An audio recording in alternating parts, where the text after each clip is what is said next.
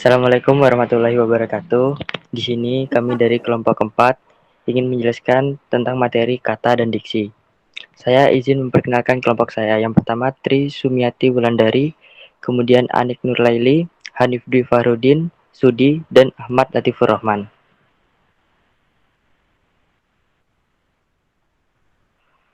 Yang pertama yaitu kata. Kata memiliki pengertian sebagai sederetan huruf yang berada di antara dua spasi dan memiliki sebuah arti. Menurut bahasa Sanskerta pada awalnya, unsur ini berasal dari kata yang memiliki arti bahasa, konversasi, cerita, atau dongeng. Bahasa Melayu tersebut dipersempit lagi sehingga menjadi kata. Definisi kata merupakan elemen terkecil dalam sebuah struktur bahasa yang dapat dituliskan atau diucapkan dan sebuah bentuk kesatuan pemikiran atau perasaan yang digunakan dalam berbahasa. Secara umum, kata adalah sebuah unsur bahasa yang susunannya terdiri dari kumpulan huruf atau unit yang memiliki sebuah arti sehingga dapat berfungsi untuk membentuk kalimat, frasa, dan klausa. Jenis kata yang pertama yaitu verbal atau kata kerja, yang kedua adjektiva atau kata sifat, yang ketiga adverbia atau kata keterangan, yang keempat rumpun kata benda, yang kelima rumpun kata tugas, yang keenam kata depan atau preposisi, yang ketujuh kata sambung atau konjungsi, yang kedelapan kata seru atau interjeksi, yang kesembilan kata sandang atau artikel. Kata verbal atau kata kerja. Kata yang menyatakan perbuatan atau tindakan proses dan keadaan yang bukan merupakan sifat. Umumnya berfungsi sebagai predikat dalam kalimat. Ciri-ciri kata kerja yang pertama, dapat diberi aspek waktu seperti akan, sedang, dan telah. Contoh, akan mandi. Yang kedua, dapat diingkari dengan kata tidak. Contoh, tidak makan. Yang ketiga, dapat diikuti oleh gabungan kata frasa dengan tambahan kata benda atau kata sifat.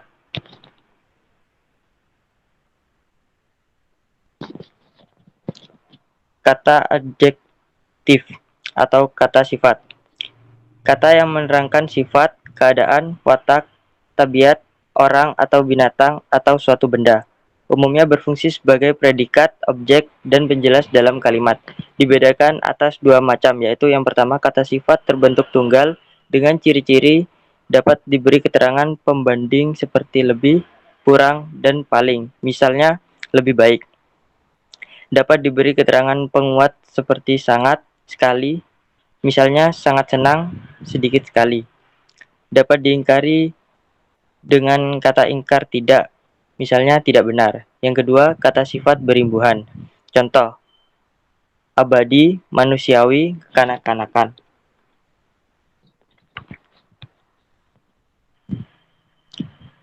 Kata adverbia atau kata keterangan. Kata yang memberi keterangan pada verba, adjektiva, nomina predikatif, atau kalimat. Kalimat saya ingin segera melukis. Kata segera adalah adverbia yang menerangkan verba melukis. Menurut Alwi DKK tahun 1998, 366, keterangan di dalam kalimat ada 9 macam. Sebuah keterangan itu diisi oleh beraneka bentuk adverbial seperti tampak dalam contoh di bawah ini. Contoh yang menyatakan waktu. Sekarang, besok, beberapa hari lagi, pada masa lalu, sejak tahun 1945. Kemudian akan dilanjutkan oleh teman saya yang bernama Mia.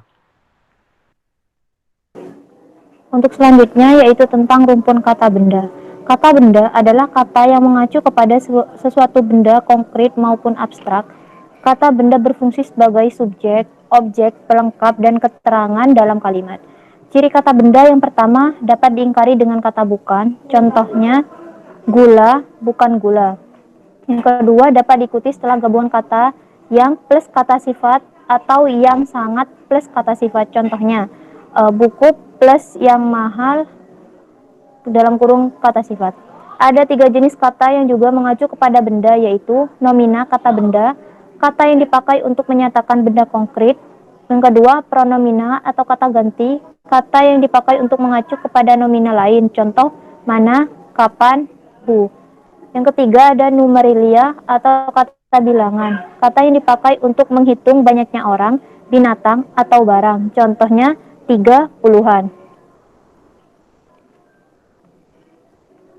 Selanjutnya ada rumpun kata tugas.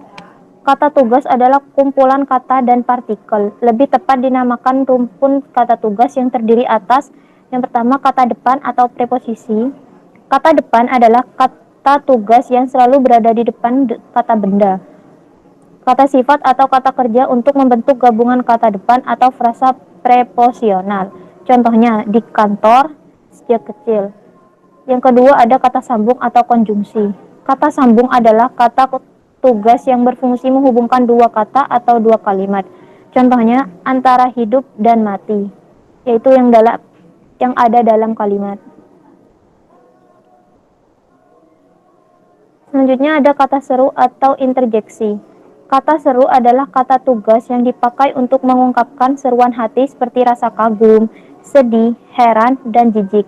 Kata seru dipakai di dalam kalimat seruan atau kalimat perintah atau imperatif. Contohnya, aduh gigiku sakit sekali. Ayo maju terus pantang mundur. Selanjutnya ada kata sandang atau artikel.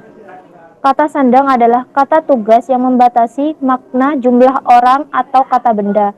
Artikel ada 3, yaitu yang pertama yang bermakna tunggal, sang putri. Yang kedua yang bermakna jamak, para hakim. Yang ketiga yang bermakna netral, si hitam manis. Kelas kata. Yang pertama ada kelas nomina atau kata benda. Yang kedua kelas verbal atau kata kerja. Yang ketiga ada kelas adjektiva, kata sifat. Keempat, kelas kata konjungsi atau penghubung. Yang kelima, kelas kata interjeksi. Keenam, kelas kata artikulus. Dan yang ketujuh, ada kelas kata partikel.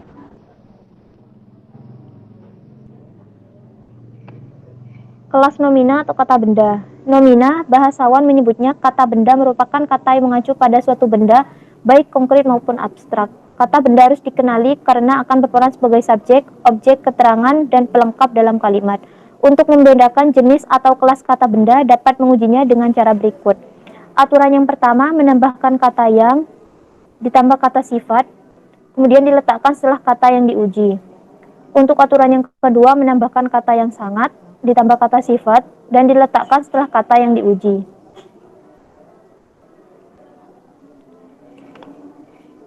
Selanjutnya ada kelas verbal atau kata kerja. Verba bahasawan menyebutnya kata kerja merupakan kata yang menyatakan tindakan, keadaan, dan proses yang bukan termasuk kata sifat. Pada umumnya, kata kerja berperan sebagai predikat dalam kalimat. Kita dapat mengetahui suatu kata tergolong kata kerja dengan mengujinya dengan metode berikut. Untuk aturan yang pertama, menambahkan kata dengan ditambah kata benda diletakkan setelah kata yang diuji. Untuk aturan yang kedua, menambahkan dengan ditambah kata sifat, kemudian diletakkan setelah kata yang diuji.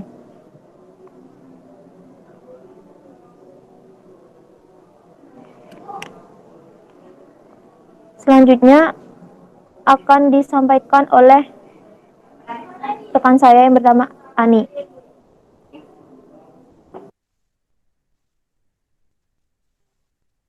Kelas adjektive atau kata sifat. Adjektif, bahasawan menyebutnya kata sifat adalah kata yang menunjukkan sifat, watak, keadaan, tabiat seseorang, suatu benda atau binatang. Di dalam sebuah kalimat, sifat kata umumnya berperan untuk memperjelas subjek, predikat, serta objek berdasarkan bentuknya. Kata sifat atau adjektif dibedakan menjadi 2 macam, meliputi kata sifat atau adjektif berbentuk tunggal dalam adjektif berimbuhan. Adjektif berbentuk tunggal memiliki ciri-ciri berikut. Adjektif berbentuk tunggal terdapat keterangan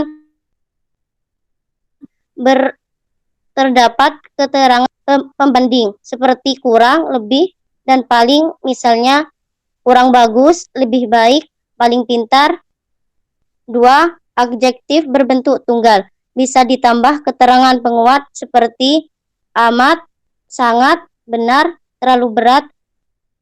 3. Adjektif berbentuk tunggal bisa diingkari menggunakan kata tidak, seperti tidak sehat, tidak benar.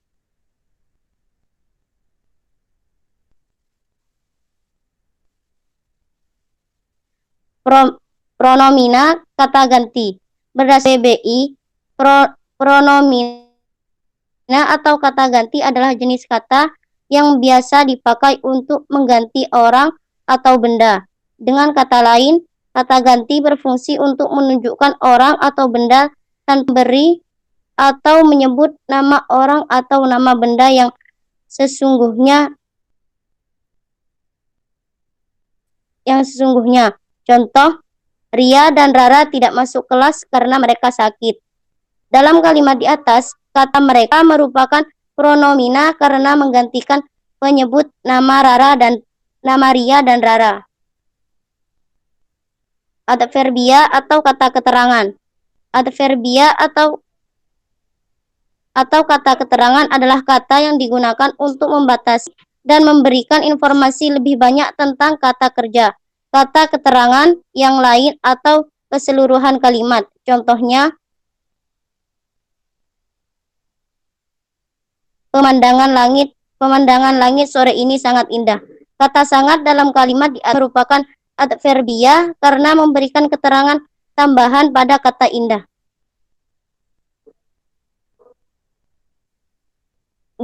Numeralia atau kata bilangan.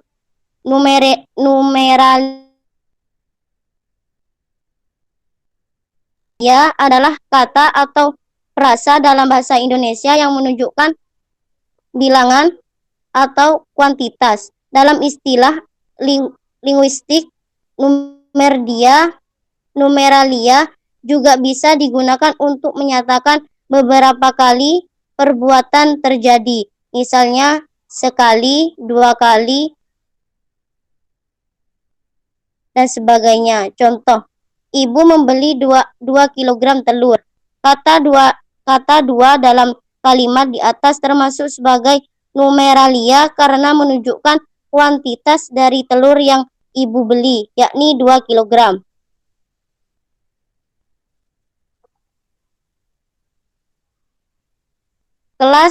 Kelas kata konjungsi atau penghubung. Konjungsi, bahasawan menyebutnya kata penghubung, merupakan kata yang fungsinya menghubungkan 2 kalimat atau 2 kata. Konjungsi berperan sebagai kata sambung penghubung yang bisa disebut dengan istilah konjuktor. Berikut contoh konjuktor yang banyak digunakan dalam kalimat. Selain sebagai penghubung kata, konjuktor juga digunakan untuk menyambungkan satu kalimat dengan kalimat lain dengan cara menggunakan konjuktor di awal kalimat kedua. Selanjutnya akan dilanjutkan oleh teman saya yang bernama Sudi.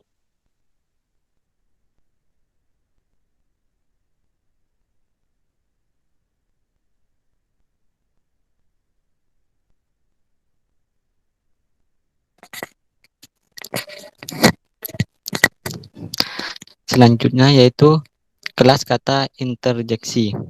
Interjeksi bahasan menyebutnya kata seru merupakan kata yang dapat digunakan untuk mengungkapkan seruan perasaan meliputi rasa kagum, heran, sedih, dan jijik. Kata seru digunakan dalam kalimat pernyataan atau kalimat perintah. Selanjutnya, kelas kata artikulasi. Kata artikulus bahwasannya menyebutnya kata sandang, merupakan kata yang berperan sebagai penentu suatu nomina, adjektif, atau kelas kata lain. Artikulus yang terdapat pada bahasa Indonesia adalah sang dan si.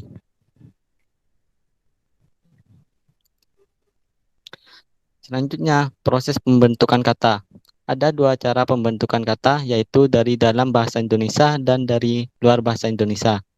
Dari dalam bahasa Indonesia terbentuk kosakata baru dengan dasar kata yang sudah ada, sedangkan dari luar terbentuk kata baru melalui unsur sarapan. Dari dalam bahasa Indonesia terbentuk kata baru, misalnya tata, tata buku, daya, daya tahan, serba, serba putih. Bentuk-bentuk sarapan itu ada 4 macam. Yang pertama, kita mengambil kata yang sudah sesuai dengan ejaan bahasa Indonesia. Kedua, kita mengambil kata yang menyesuaikan kata itu dengan ejaan bahasa Indonesia. Ketiga, kita menerjemahkan istilah-istilah asing ke dalam bahasa Indonesia. Dan yang terakhir, kita mengambil istilah yang tepat seperti aslinya karena sifat keuniversalnya. Selanjutnya kita akan membahas diksi. Pengertian diksi sendiri adalah pilihan kata yang tepat dan selaras dengan penggunaannya untuk mengungkapkan gagasan sehingga diperoleh efek tertentu seperti yang diharapkan. Ketepatan dalam pemilihan dan penempatan kata dalam kalimat sangat menentukan keberhasilan sebuah tulisan.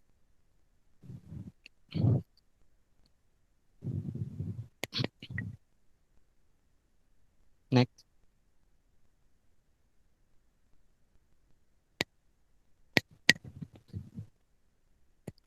Kaidah diksi.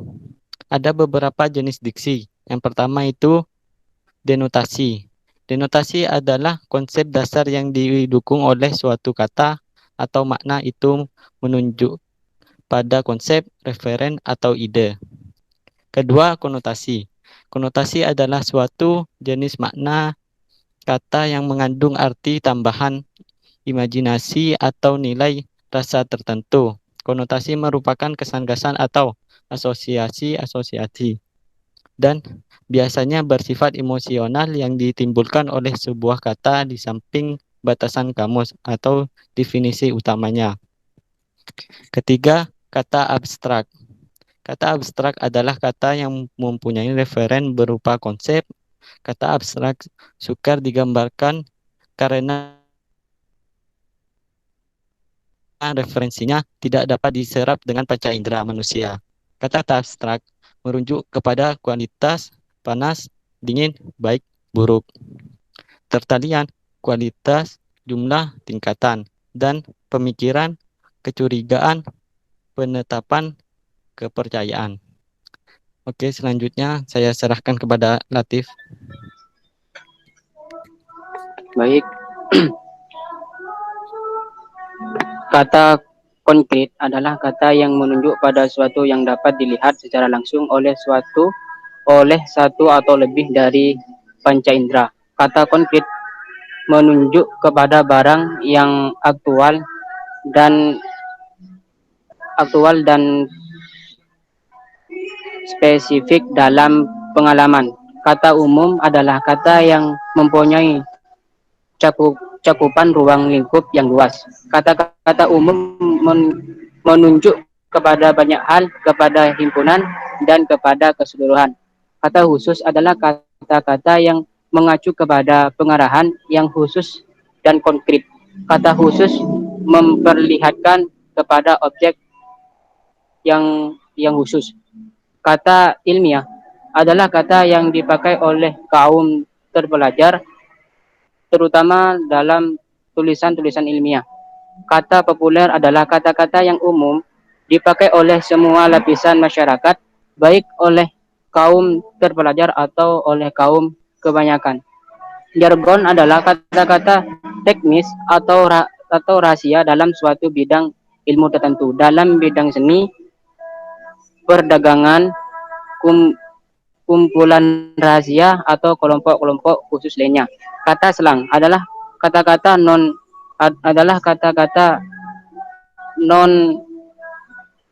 non standar yang informal yang disusun bertenaga dan jenaka yang dipakai dalam percakapan. Kata selang juga merupakan kata-kata yang tinggi atau murni. Kata asing ialah unsur-unsur yang berasal dari bahasa asing yang masih dipertahankan bentuk aslinya karena belum menyatu dengan kata serapan adalah kata dari bahasa asing yang telah disesuaikan dengan wujud atau struktur bahasa Indonesia. Kata sinonim adalah dua kata atau lebih yang pada asalnya mempunyai makna yang sama tetapi berlainan bentuk luarnya. Fungsi diksi adalah agar pemilihan kata dan cara penyampaiannya dapat dilakukan dengan tepat sehingga orang lain mengerti maksud yang disampaikan. Diksi juga berfungsi untuk memperindah suatu kalimat. Misalnya, diksi dalam suatu cerita dengan diksi yang baik penyampaiannya cerita dapat dilakukan secara runtut, menjelaskan tokoh-tokoh, mendeskripsikan latar dan waktu. Yang pertama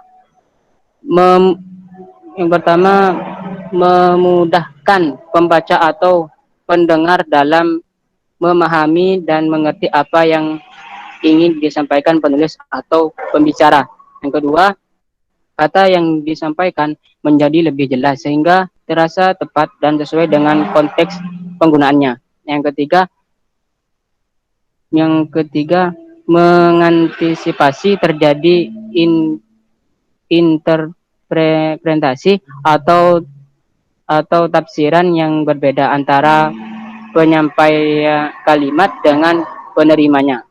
Yang keempat, diksi yang bagus dan sesuai dengan digunakan untuk memperindah kalimat sehingga cerita yang dibuat bisa lebih runtut dengan mendeskripsikan karakter tokoh, latar dan waktu serta alur cerita. Kelima, untuk menggambarkan ekspresi terhadap ide dengan gagasan yang akan disampaikan. Yang terakhir, membuat komunikasi yang terjalin menjadi lebih efektif dan efisien. Jenis diksi. Yang pertama, sinonim. Sinonim disebut juga padanan kata atau persamaan kata karena memiliki makna yang sama. Contoh kata sinonim di antaranya pandai, pintar, baju, pakaian. Yang kedua, antonim. Antonim disebut juga sebagai lawan kata atau perbedaan kata karena memiliki makna yang berlawanan. Contoh kata antonim di antaranya rajin, lawan katanya malas, pintar, lawan katanya bodoh. Yang ketiga, hormonim. Hormonim merupakan jenis kata yang memiliki makna yang berbeda namun lafal atau pengucapannya dan ejaannya sama. Contoh kalimat penerapannya adalah sebagai berikut. Kalimat 1, genting rumah bocor sehingga air masuk ke dalam rumah ketika hujan turun. Yang keempat, homofon. Berbeda dengan homonim. Homofon memiliki lafal yang sama, namun makna dan ejaannya berbeda. Contoh kalimat penerapannya adalah sebagai berikut. Aku rindu masa remaja saat masih sekolah dulu. Yang keenam, polisemi. Polisemi merupakan jenis kata yang ejaan dan lafalnya yang sama, namun memiliki banyak arti dan pengertian jika digunakan dalam konteks kalimat yang berbeda. Contoh kalimat penerapannya adalah sebagai berikut. Krisna menanam bunga melati yang sangat harum baunya. Yang ketujuh, hipernim dan hiponim. Hipernim merupakan kata umum yang menjadi penyebutan kata lainnya karena dapat mewakili kata lainnya. Sedangkan hiponim adalah kata yang terwakili maknanya oleh kata hipernim. Contoh penerapan kalimatnya adalah sebagai berikut. Pak Tono memelihara banyak sekali burung di rumahnya, seperti merpati, beo, perkutut, dan lain sebagainya. Terima kasih. Saya kembalikan kepada moderator.